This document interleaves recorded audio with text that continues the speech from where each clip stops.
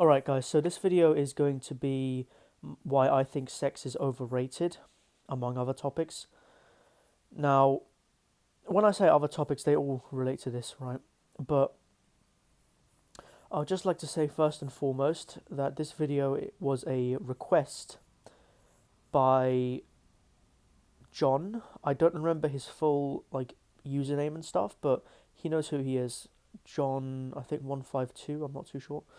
But you know who you are, man. And thanks for reminding me to do this video because I've had it on my mind for a long time. I just kind of forgot about it and didn't get around to it and stuff. So I'm gonna cover it now. And first and foremost, I'd just like to say that the reason why sex is so glorified and promoted by society, whether it be in the form of marriage or just casual sex or whatever else, is because it leads to reproduction, and by extension, it how should I say it reinforces the shackles that society places onto ordinary people. I'm mainly talking about relationships, marriage, career, these kinds of things, right? Now, why is that? Because first of all, you understand things like relationships, right? But what do I mean when I say it? When I talk about a career or things like this, right? I'm saying that because it often leads to children, right? Especially in, I suppose you could say, pre-modern times, right? We didn't have contraception, right? We didn't have all these other kinds of things that we have now, right? We didn't have the morning after pill, right? Condoms, things like this, right?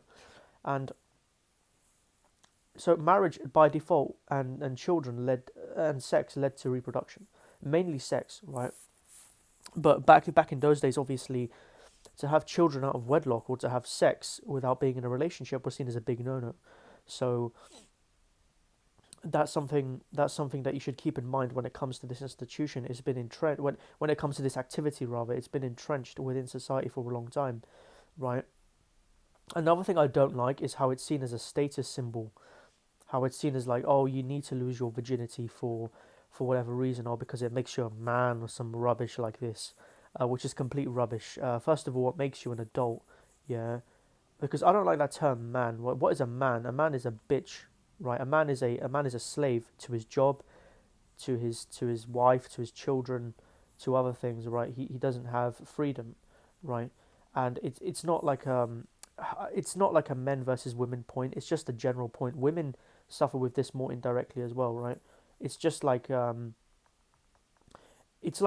most people don't understand what they're getting themselves into when they engage in these kinds of activities, right? Mainly sex, because sex, you're usually going to have sex in a relationship, right? Unless you're, I mean, now it's becoming less and less common, right? Especially in today's, modern dating market. But I think that overall, you're going to be having it in a relationship, right? So it reinforces that. Now, sex itself is actually it's very disappointing. Why? Because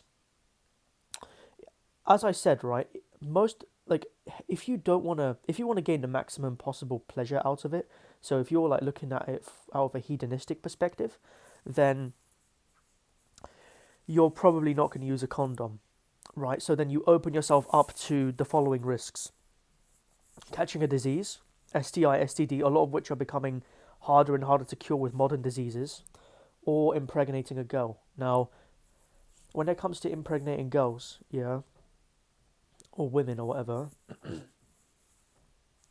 then there are two ways you can approach this. Number one, the child-free perspective. Number two, the antinatalist perspective.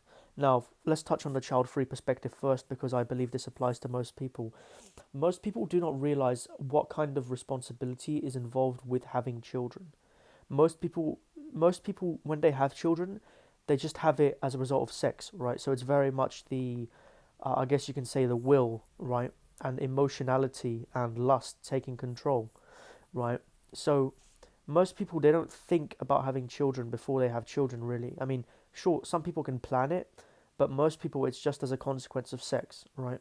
It's not as a consequence of deciding whether or not you should bring the child into existence, that kind of stuff, right? It's very much a, how should I say, it's very much a it's a passionate, it's a moment of passion kind of thing. I think that's what they call it. And your judgment is clouded because lust is like a fire. The desire is extremely powerful, right? It clouds your judgment, right? Now here's the problem, right? If you're using a condom, right? So you have all those risks, right? Now if you're using a condom, right? I'm going to get onto the antinatalist reasons in a minute as well. But if you're using a condom, right? What does that mean? It means that you're basically getting the exact same pleasure that you would have out of a sorry, you're getting the exact same pleasure that you would have out of just masturbation. There's no risks involved in masturbation, but I'll get onto that later. Now, when it comes to this, I think that when it comes to more child-free reasons, once you have children, right? Because if you, some people, right, they can't abort the child, right? Once they have the child, they realize they made a mistake of the moment, kind of thing. They say, okay, we want to abort the child. But in a lot of places, especially like now in America with Trump coming in, right, and a lot of states getting more like bold when it comes to this kind of stuff, they don't accept abortion, right? You can't abort the child, and even if you do abort the child, right, that's going to have a big impact on especially the mother, right? Because that's basically your own biological child, right? So that's gonna stay with you for life, right? And another reason is that excuse me, another reason when it comes to antinatalism is that if you're an antinatalist, taking that risk is a big no-no and pretty unacceptable to you, right? So the risk of imposing a lifetime of misery, the certain fate of imposing death if the child like is conceived, the risk of other things such as having to forcefully indoctrinate them in the education system, having to take care of someone else. It's not something you want to, it's just not good, right? I mean, look at all the harms that come with existence, right? Aging, death, other things as well. Like let's think about it, right? Aging, death, desires, the imposition of desires, right? Opening them up to mental, physical abuse. I mean, there's so many things. I'm not going to go into them now, but that's a massive risk that you're taking. You're playing with someone's life. You're, as antinatalists say, you're gambling with someone's sentience, right? You're gambling with someone's consent, right? And I think that when you combine these things together, you get a very ugly picture of the risks of sex. And the fact that there's so many like potential STD, STI risks just shows how dirty it is.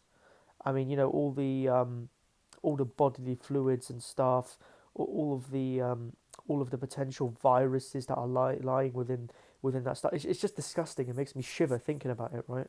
It's just an ugly, disgusting process. Right?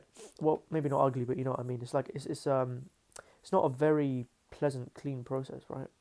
And it's inefficient and disappointing because, as I said, right, you can get the exact same pleasure if you're using a condom, right? Because I mean, if you don't want to take those risks, you can use a condom, right? But then you're getting pretty much the exact same pleasure as you would if you just use your right hand.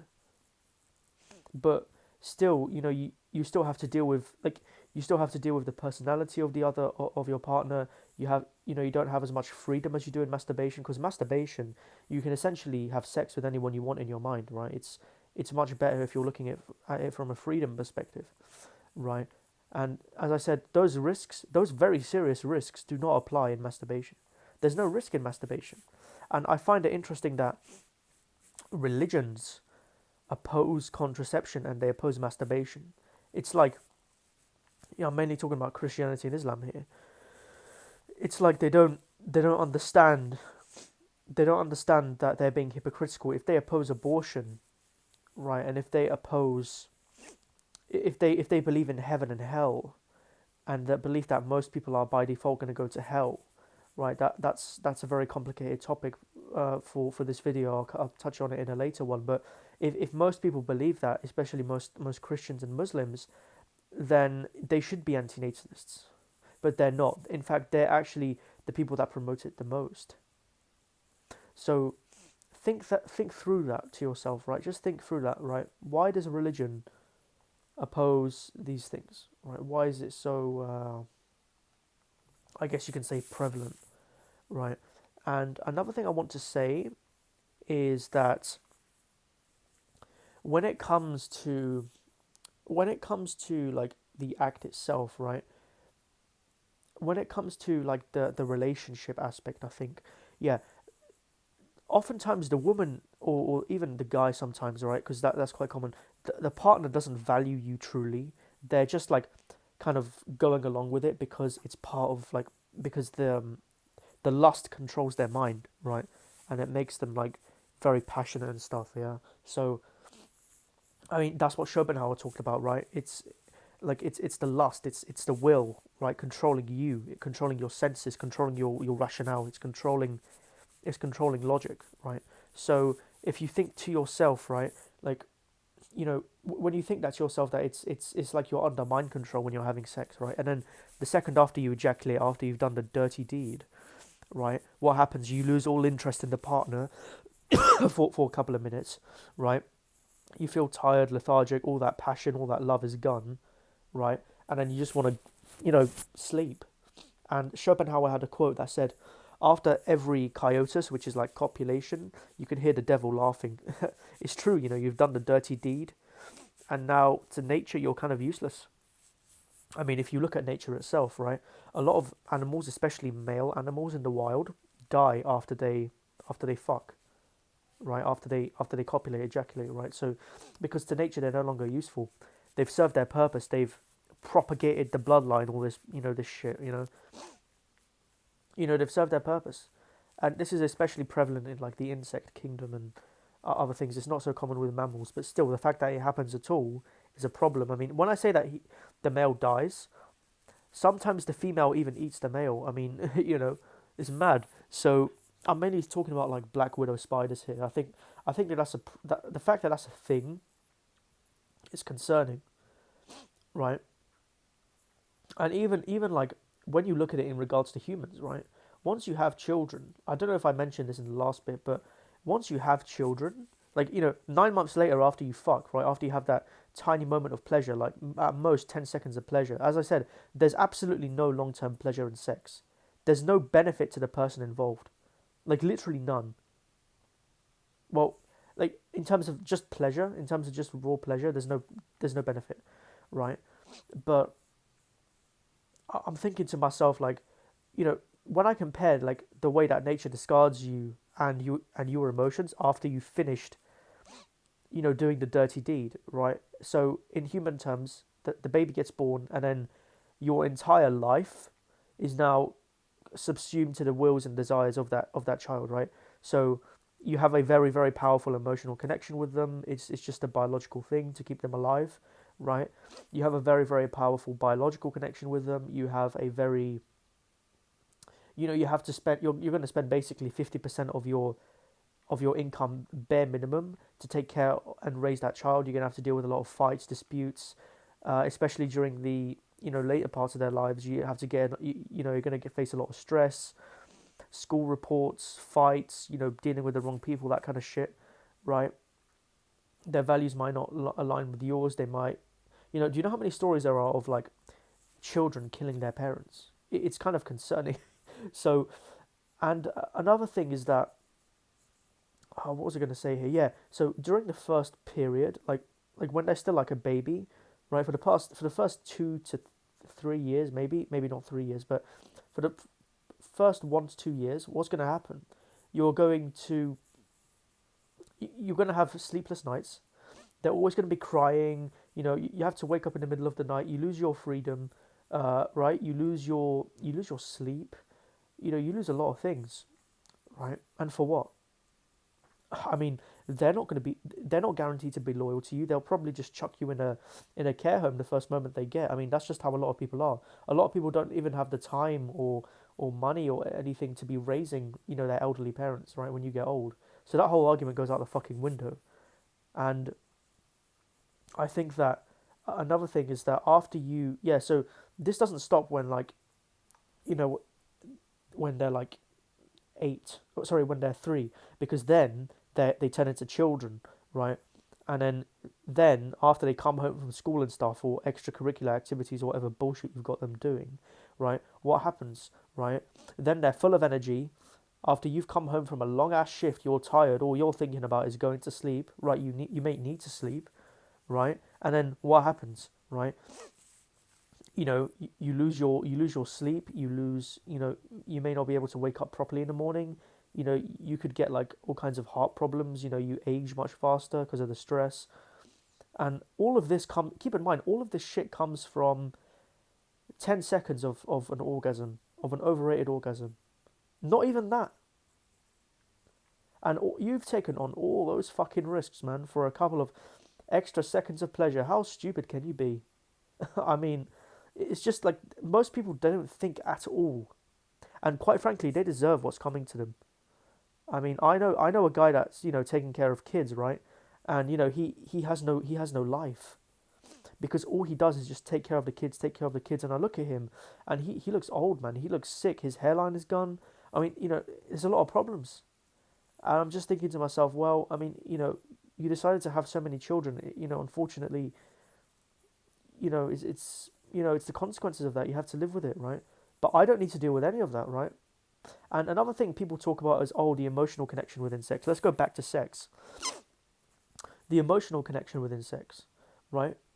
As I said, it's fake, right? But then again, if I want some kind of emotional connection that has genuine meaning to me, I just go and play one of my story-based video games. Or, I might even read a book, or I might watch a movie, or watch a video or something, right? There are so many better options out there, man. Like, do you know, it shocks me how bad of a deal sex is. How much you lose, how much you risk for a pleasure that's not even worth it.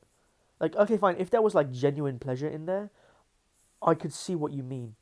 But like, even then, it's not worth it, right? Once you become conscious, or even if you're like just the average person, that to sorry, you should know that it's always better in this life to avoid pain rather than pursue pleasure. Pretty much always. There are rare cases where that's not going to be the case, but as I said, that's rare. That's the exception, not the rule. So, yeah, that's something that everyone should keep in mind, right? But normies are more often than not hedonists, right? You think of playboys, you think of like people like incels, you think of a lot of these kinds of people, and you can just tell that they're controlled by desires. And I'm not here to shit on incels. I mean, I believe I have problems with them because they call themselves black-pilled when they're not. But you know, I understand them because, like, this desire controls all of us, right? But the thing is, you need to recognize that there are alternatives out there. I mean, you don't need to be a slave to these desires 100%. Because here's another thing: once you jack off, like when you masturbate, for instance, that desire is gone for the day, right? You can do it tomorrow, right? You don't need that emotional connection after you've jacked off, right?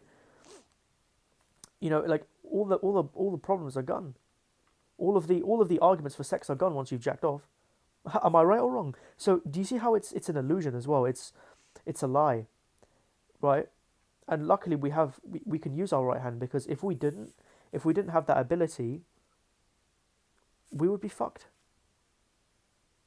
And I just think that there's a lot of, how should we say, there's a lot of kind of lies that go around sex that we need to counter. It's dangerous to the person, as I've mentioned, right? So I've mentioned so far why it's so popular, why it's so overrated, because it's evolution, it's biology, right? And society, as I said, is an extension of nature. I will say this again and again and again because it's true. Okay, and another thing I want to say as well is that, so we've touched on the evolution, we've touched on the risks, why it's dangerous, why it's dirty as well, why it's some of the real consequences when it comes to like a sentient life, and for your life if you do decide to have children.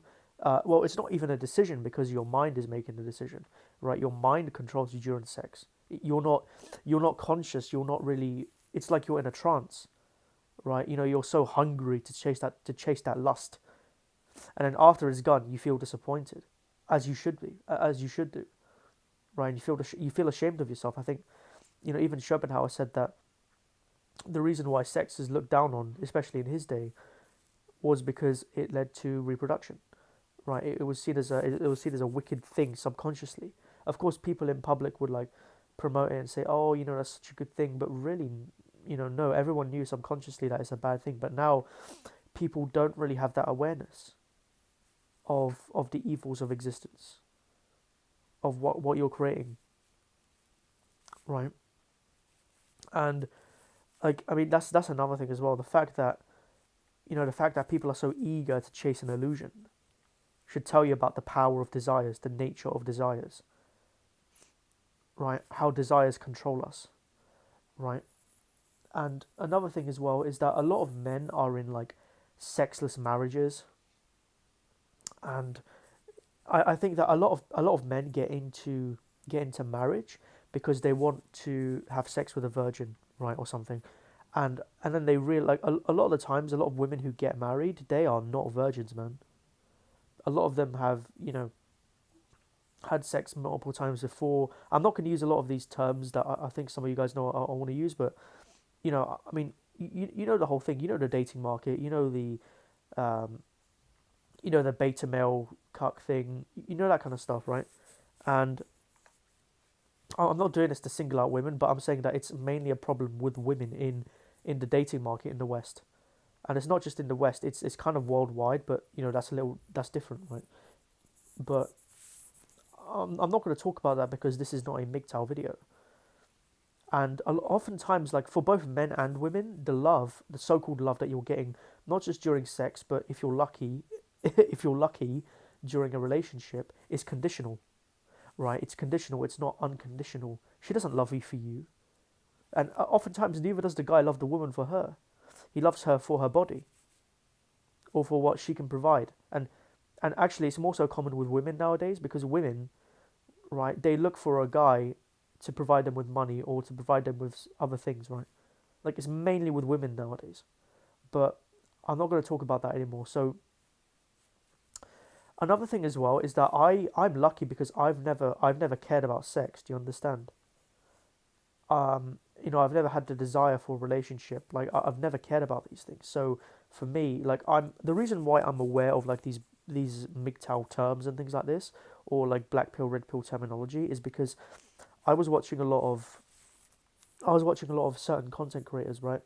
Black pill, red pill content creators, because they talked some real stuff when it came to society, and they also talked some real stuff when it came to like seeking the truth, right?